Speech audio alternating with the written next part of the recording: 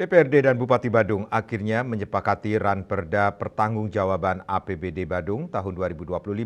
Kesepakatan tersebut digelar dalam sidang paripurna di Gedung DPRD Kabupaten Badung, Selasa 21 Juli 2026. Rapat paripurna dibuka oleh Ketua DPRD Badung, Gusti Anom Gumanti, dan dihadiri langsung oleh Bupati Badung, Wayan Adi Arnau, dan Wakil Bupati. Hadir juga dalam kesempatan tersebut 44 dari 45 anggota DPRD Badung, jajaran OPD, dan Forkopimda Kabupaten Badung.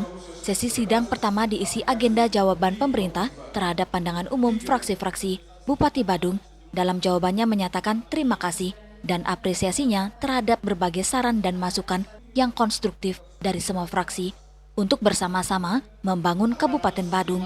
Berbagai catatan dan fraksi-fraksi yang berisikan masukan terhadap berbagai problematika di masyarakat merupakan saran-saran yang strategis untuk menghasilkan kebijakan yang pro rakyat. Selanjutnya, jawaban Bupati diserahkan kepada masing-masing fraksi untuk dievaluasi.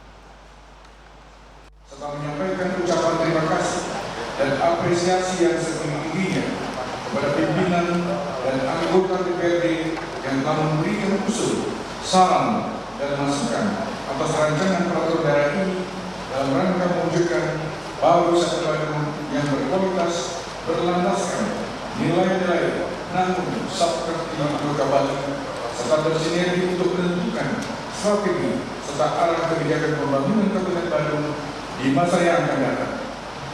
Dukungan konstruktif dari DPRD Kabupaten Badung atas kebijakan pemerintah Kabupaten Badung sangat diharapkan untuk menuntaskan segala kebijakan yang pro rakyat.